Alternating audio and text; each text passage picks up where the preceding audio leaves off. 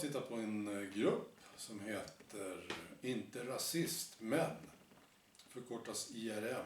Egentligen en sida på Facebook, men det är väldigt mycket folk där. Det är över 200 000 likes. Och hela syftet med gruppen som jag har studerat det ganska noga nu under några timmar. Det är att vara överens om att Sverigedemokraterna är det värsta som finns. Och att de som röstar på Sverigedemokraterna är antingen korkade, okunniga eller elaka på något sätt. Det är hela grejen med den här gruppen. Och det är så jag lämnade ju de här Sverigedemokratgrupperna. Jag var så innerligt trött på att det inte var några dialoger. Det var bara stenhårda, majoriteten av kommentarerna var så här hårda, elaka, hånfulla, hatiska. Skittråkigt var det. Så jag bara skippade det. Gick ur alltihopa och så nu har jag kollat på det här gänget. Och upptäcker att det är samma grej. Det är bara andra hatobjekt. Man kan ta de så kallade diskussionerna från de här Sverigedemokratgrupperna. Flytta över dem bara rakt av in i den här gruppen, inte rasist men gruppen. Och det funkar. Det är samma språk, samma grej. Det är bara att byta ut namnen. Där hatar de Kent Ekeroth och Jimmy Åkesson och de här. Och där hatar man Stefan Löfven och Fredrik Reinfeldt. Och så. Ja, ni vet. Och det är som bubblor där. För att de kommunicerar inte utåt, de kommunicerar inåt. De är så överens. Och det är det som är viktigt för dem. Så att, jag försöker uppmuntra båda de här gängerna. Med några kommentarer. Jag säger att, skulle det inte vara schysst att bara intressera sig för vad de andra har att säga och liksom lära sig någonting kanske. Och kanske kunna påverka.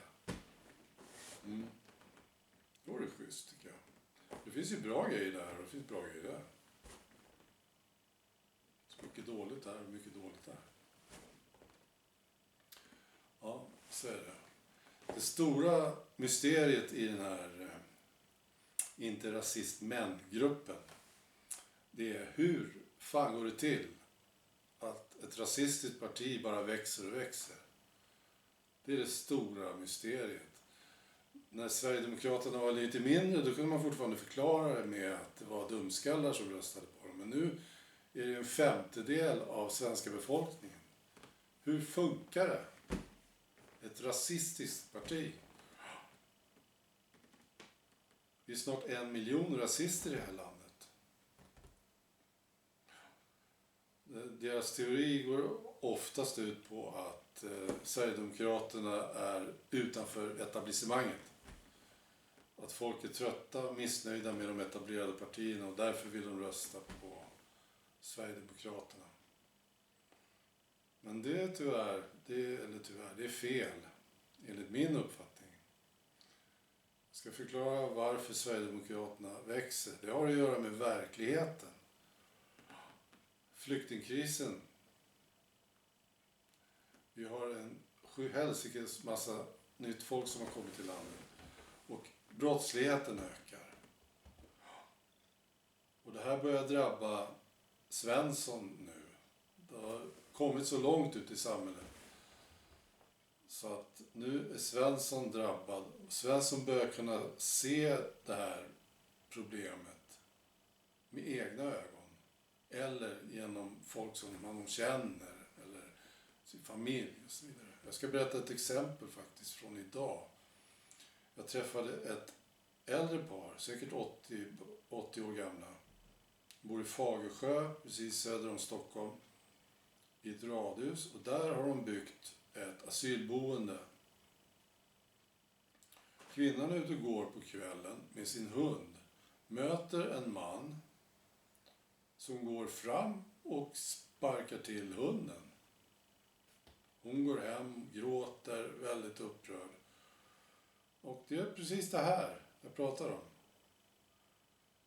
När man drabbas på det här sättet, då finns det liksom inget återvändo. Man tänker, ja, men det här måste ju, så här kan vi inte ha det. Vi måste ha en förändring. Och det är ju helt rätt, vi måste ha en förändring. Annars går det här åt helvete. Vi har en besvärlig tid framför oss. Och det som gör det extra besvärligt är att våra politiker är fjantar. De har inget grepp om den här situationen. Och lösningarna är för tafatta. Så vi behöver nytt folk. Sverigedemokraterna kommer att göra ett ruskigt bra val 2018. Jag är övertygad om det.